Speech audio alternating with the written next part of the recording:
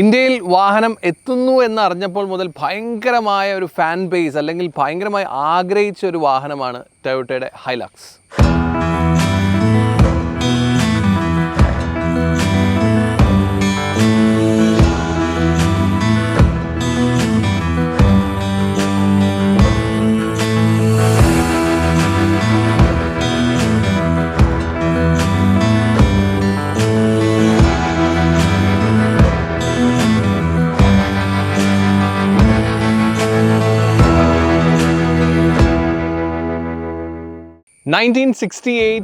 ആദ്യമായി ഹൈലക്സ് എന്ന് പറഞ്ഞ വാഹനം ടൊയോട്ട ഇറക്കിയപ്പോൾ മുതൽ ഭയങ്കരമായ ഒരു ഫാൻ ബേസ് ഗ്ലോബലി ഉള്ളൊരു വാഹനമാണ് ഹൈലക്സ്.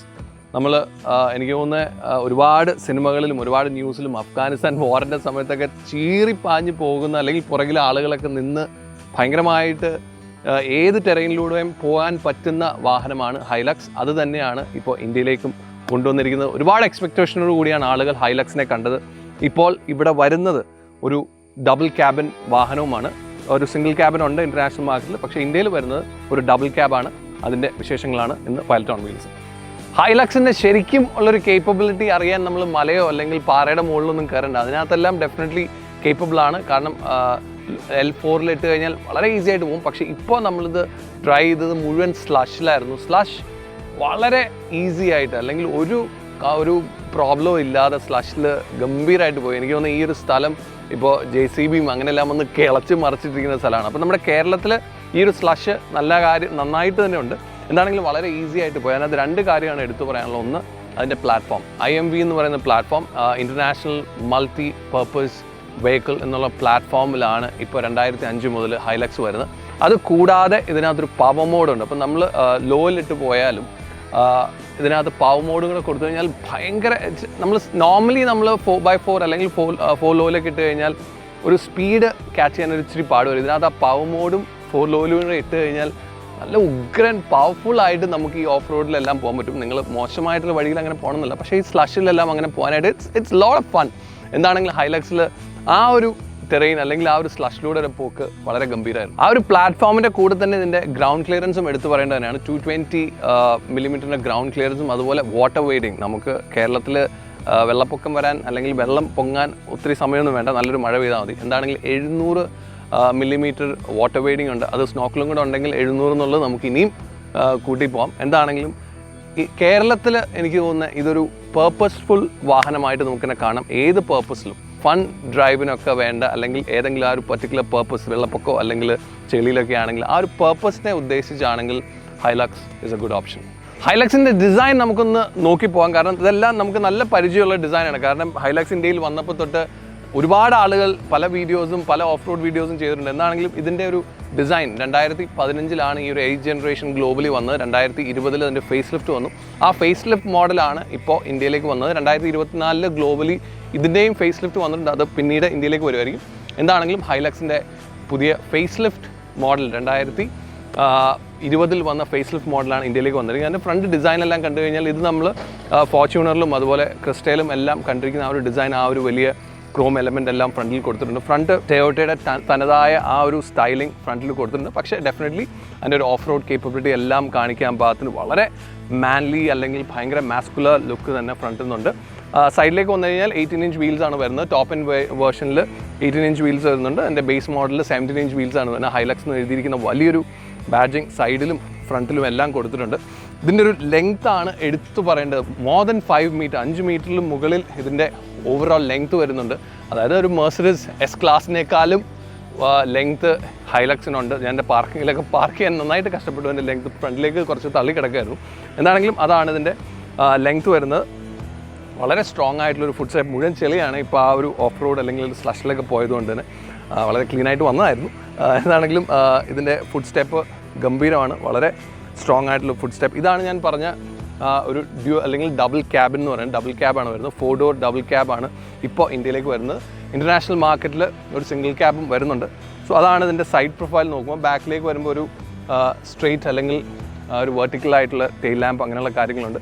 ഇതിൻ്റെ എടുത്ത് പറയേണ്ടത് നോർമലി ഇതിൻ്റെ കോമ്പറ്റീറ്റേഴ്സൊക്കെ ആയിട്ട് നോക്കിക്കഴിഞ്ഞാൽ ബാക്കിൽ ഈ ഒരു ഡോറ് തുറക്കാനും അടയ്ക്കാനും അല്ലെങ്കിൽ അതിൻ്റെ ഒരു യൂസിങ് ഭയങ്കര ടഫാണ്. കാരണം ഒരു ഭയങ്കര ഹെവിയാണ് അത് വരുന്നത്. പക്ഷേ ഇത് തുറക്കുമ്പോൾ വളരെ ഈസി ആയിട്ട് തുറന്നു വരാനും അടയ്ക്കാനും വലിയൊരു ഹെവിനെസ് ഫീൽ ചെയ്യാതെ വളരെ ഈസി ആയിട്ടുള്ളൊരു ക്ലോസിങ്ങും നമുക്ക് കിട്ടുന്നുണ്ട്. അതുപോലെ തന്നെ ഇതിൽ വരുന്ന പേലോഡ് കപ്പാസിറ്റി എന്ന് പറയുന്നത് 470 കിലോയുടെ പേലോഡ് കപ്പാസിറ്റിയും വരുന്നുണ്ട്. അതുപോലെ തന്നെ ഇതിൻ്റെ ഈ ഡോറ് ഇത് ക്ലോസ് ചെയ്യാൻ ഒരു വിരലുണ്ടെങ്കിൽ നമുക്ക് വളരെ ഈസി ആയിട്ട് ക്ലോസ് ചെയ്യാം. എന്നെ അത് ഒരുപാട് ഇംപ്രസ് ചെയ്തൊരു കാര്യമാണ്. അതുപോലെ തന്നെ ഇപ്പോൾ ഹൈലക്സിൽ 5 ഡിഫറെൻറ്റ് കളേഴ്സിൽ നമുക്ക് ലഭിക്കും. വൈറ്റ് തന്നെ 2 കളറുണ്ട്. അത് കൂടാതെ സിൽവർ, ഗ്രേ, റെഡ് എന്നീ കളേഴ്സിൽ 5 ഡിഫറെൻറ്റ് കളേഴ്സിലും നമുക്കിപ്പോൾ പുതിയ അല്ലെങ്കിൽ ഇപ്പോൾ ഇന്ത്യയിൽ വന്ന ഒരുപാട് പേർക്ക് ഇഷ്ടമുള്ള ഹൈലക്സ് ലഭിക്കുന്നതായിരിക്കും. സോ ഒരു മൾട്ടിപർപ്പസ് വാഹനം ആയതുകൊണ്ട് തന്നെ അല്ലെങ്കിൽ ലൈഫ് സ്റ്റൈൽ വാഹനം ആയതുകൊണ്ട് തന്നെ ഇതിനകത്ത് ഫീച്ചേഴ്സൊക്കെ കുറച്ച് കുറവുണ്ടെന്നുള്ളൊരു തോന്നലുണ്ട്. പക്ഷേ അങ്ങനെയുള്ള പ്രശ്നങ്ങൾ 360 ഡിഗ്രി ക്യാമറയിലേക്കൊന്നും പോയിട്ടില്ലെങ്കിലും ബാക്കിൽ നമുക്കൊരു നല്ല റിവേഴ്സ് ക്യാമറയും സെൻസേഴ്സും എല്ലാം കിട്ടുന്നുണ്ട്. സോ അത് നമ്മളെ ഓഫ് റോഡ് അല്ലെങ്കിൽ എന്ത് ഡ്രൈവിൻ്റെ സമയത്ത് ഇത്രയും വലിപ്പം കൂടെ ഉള്ളതുകൊണ്ട് ഡ്രൈവിൻ്റെ സമയത്ത് ഒത്തിരി ഹെൽപ്പ് ചെയ്യുന്നൊരു ഫാക്റ്റാണ്. നമുക്കിനി ഇൻറ്റീരിയർ നോക്കാം. ഇൻറ്റീരിയർ ഹൈലക്സിൻ്റെ നമ്മൾ ഭയങ്കരമായൊരു പ്രീമിയം ടച്ച് ഒന്നും കൊടുത്തിട്ടില്ല. നമ്മൾ ആ ഒരു ഡിസൈൻ നോക്കിക്കഴിഞ്ഞാൽ ഫോർച്യൂണിൽ നമ്മൾ കണ്ട ഡിസൈനാണ് വന്നത്. നല്ല വ്യത്യാസമുള്ളത് ഈ ഒരു സെൻറ്റർ കൺസോളിലാണ് ഒരു വ്യത്യാസം ഫീൽ ചെയ്യുന്നത്. മെയിനായിട്ട് അതിൽ 8-inch ഇൻഫർടൈൻമെൻറ്റ് സിസ്റ്റം വന്നിട്ടുണ്ട്. അതിനകത്ത് ആൻഡ്രോയിഡ് ഓട്ടോ, ആപ്പിൾ കാർപ്ലേ എന്നീ കണക്ടിവിറ്റി അങ്ങനെയുള്ള കാര്യങ്ങളെല്ലാം വയർലെസ്സുമാണ്. വയർലെസ് ചാർജിങ് അങ്ങനെ കാര്യങ്ങളില്ല. കേബിൾ കൊടുത്തിട്ടുണ്ട്. അതുപോലെ നമുക്ക് ഇതിനകത്ത് നമുക്ക് വേണമെങ്കിൽ ഫുൾ പിൻ വെച്ചിട്ട് നമുക്ക് ചാർജ് ചെയ്യാനും പറ്റുന്നുണ്ട്. അത് കൂടാതെ സെൻറ്റർ കൺസോളിൽ നമുക്ക് കാണാൻ പറ്റുന്ന ഈക്കോ ആൻഡ് പവർ സ്വിച്ചാണ് വലുതായിട്ട് കൊടുത്തിരിക്കുന്നത്. ആ പവർ സ്വിച്ച് എന്ന് പറയുന്ന സാധനം ഡ്രൈവിൽ ഞാൻ പറയാം അതിഗംഭീരമാണ്. പിന്നെ ഇതിനകത്ത് ഡ്യുവൽ സോൺ ക്ലൈമറ്റ് കൺട്രോൾ അങ്ങനെ കാര്യങ്ങളെല്ലാം വന്നിട്ടുണ്ട്. 4x4-ൻ്റെ ഒരു നോബാണ്, അത് തിരിച്ചാൽ മതി. അതിനകത്ത് ഹൈ, 2 ഹൈ, 4 ഹൈ, അതുപോലെ തന്നെ പുഷ് ചെയ്തിട്ട് തിരിച്ചു കഴിഞ്ഞാൽ 4 ലോയിലും നമുക്ക് ഇടാൻ പറ്റും. വളരെ ഈസി ആയിട്ട് നമുക്ക് മാനേജ് ചെയ്യാൻ പറ്റുന്ന രീതിയിലാണ് അതിൻ്റെ ആ ഒരു സ്വിച്ച് കൊടുത്തിരിക്കുന്നത്. എന്താണെങ്കിലും എനിക്കത് ഭയങ്കര ഒരു പ്രീമിയം ഫീൽ അല്ല, പക്ഷേ അത്യാവശ്യം കാര്യങ്ങളെല്ലാം ഉണ്ട്. കുറച്ച് പ്ലാസ്റ്റിക് ഫീലാണ്, പ്ലാസ്റ്റിക്കാണ് കൂടുതൽ വന്നിരിക്കുന്നത്. സീറ്റ്സ് ലെതറാണ് വന്നിരിക്കുന്നത്. കയറാനും ഇറങ്ങാനും വേണ്ടിയിട്ട് ഒരു ഗ്രാബ് ഹാൻഡിൽ അല്ലെങ്കിൽ ഒരു ഗ്രാബ് നമുക്ക് പിടിച്ചിറങ്ങാൻ വേണ്ടിയിട്ടൊരു ഹാൻഡിലും നൽകിയിട്ടുണ്ട്. ഇതിൽ ഞാൻ പറഞ്ഞ പോലെ ഇതൊരു 4 ഡോർ ആണ് വന്നിരിക്കുന്നത്, ഡ്യുവൽ ക്യാബിനാണ് വന്നിരിക്കുന്നത്. അതിൻ്റെ റിയർ സീറ്റ് നമുക്ക് 4 പേർക്ക് കയറിയിരിക്കാം എന്നുള്ള കാര്യമാണ് മെയിനായിട്ടുള്ളത്. പക്ഷേ റിയർ സീറ്റിൻ്റെ കംഫർട്ടുകൾ നമുക്ക് നോക്കാം. സോ ഫ്രണ്ടിൽ നമ്മൾ കണ്ട പോലെ തന്നെ വലിയൊരു ഹാൻഡിൽ ബാക്കിലും കൊടുത്തിട്ടുണ്ട്. ഫ്രണ്ടിൽ ചെറുതാണെങ്കിലും ഇത് 2 കൈ പിടിച്ചിരിക്കാൻ പറ്റുന്ന ഒരു ഹാൻഡിലാണ് ബാക്കിൽ കൊടുത്തിരിക്കുന്നത്. എന്താണെങ്കിൽ ബാക്കിലെ സ്പേസ്, ലെഗ് സ്പേസ് കുഴപ്പമില്ല. അതുപോലെ ഹെഡ് റൂമും തെറ്റില്ലാത്ത രീതിയിൽ ഹെഡ് റൂമുണ്ട്. ഇതിനകത്തൊരു നെഗറ്റീവ് അല്ലെങ്കിൽ ഒരു പ്രോബ്ലം എന്ന് പറയാനായിട്ട് നമ്മൾ ലോങ് ഡ്രൈവിന് പോകുമ്പോൾ ഈ ഒരു അപ്രൈറ്റ് പൊസിഷൻ, വളരെ അപ്രൈറ്റ് ആണ് ഇതിൻ്റെ സീറ്റ്. ആ ഒരു പൊസിഷൻ മാത്രമാണ് ഒരു കുഴപ്പമായിട്ട് വരാവുള്ളൂ. അല്ലെങ്കിൽ 2 പേരെ ഉള്ളെങ്കിൽ you can use this hand rest. അതുപോലെ തന്നെ കപ്പ് ഹോൾഡേഴ്സ് കാര്യങ്ങളെല്ലാം യൂസ് ചെയ്യാം. ബാക്കിൽ ബ്ലോവർ ഉണ്ട്.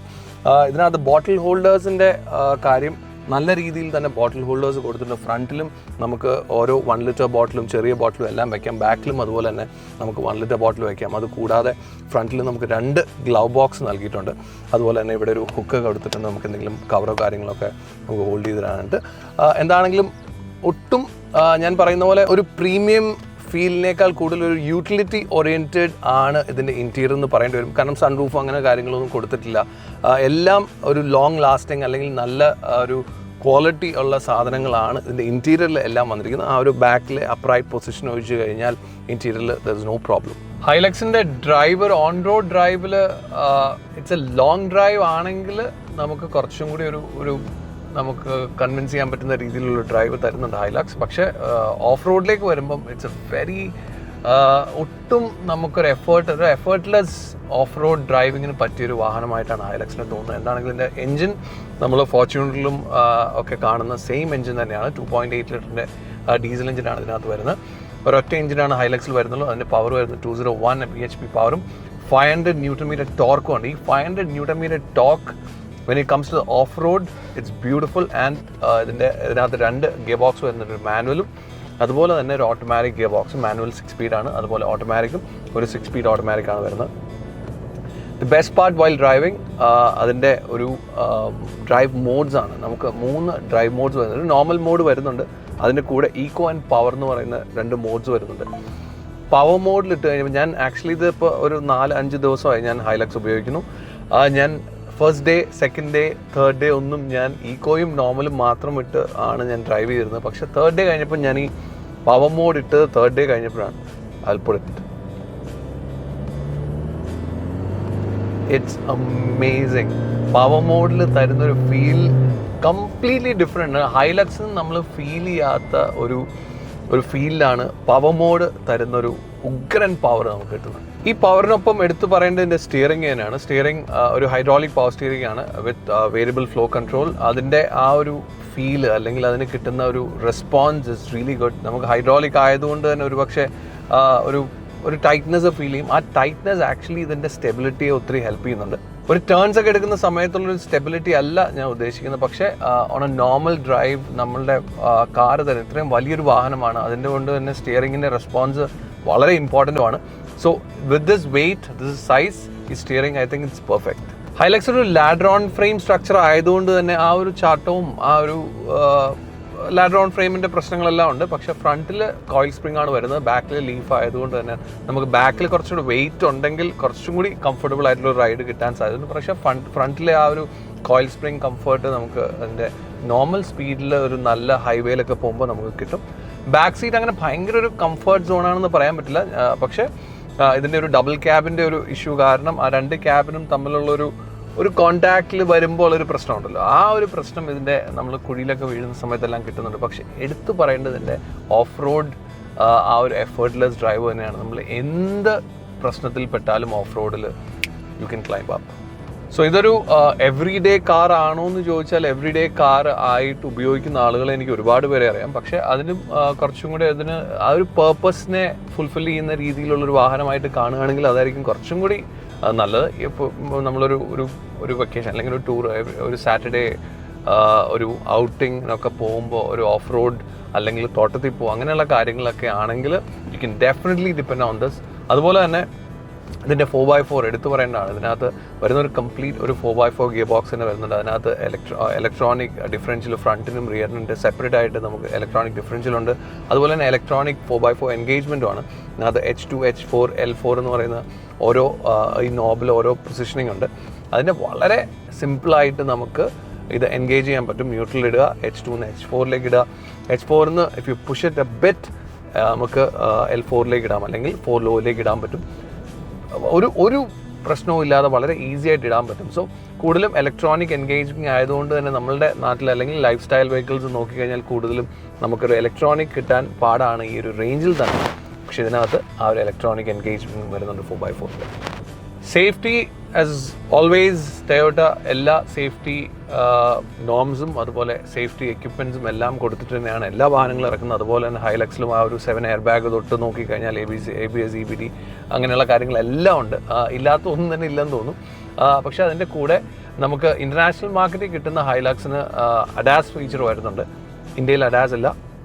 സെൻസിബിൾ, കാരണം ഇന്ത്യയിൽ അഡാസ് എന്തിനാണെന്ന് ഞാൻ പല വീഡിയോസിലും പല വാഹനങ്ങളെ പറ്റിയും ചോദിച്ചിട്ടുണ്ട്. എന്താണെങ്കിലും ഇപ്പോൾ ഹൈലക്സിൽ അഡാസ് വരുന്നില്ല.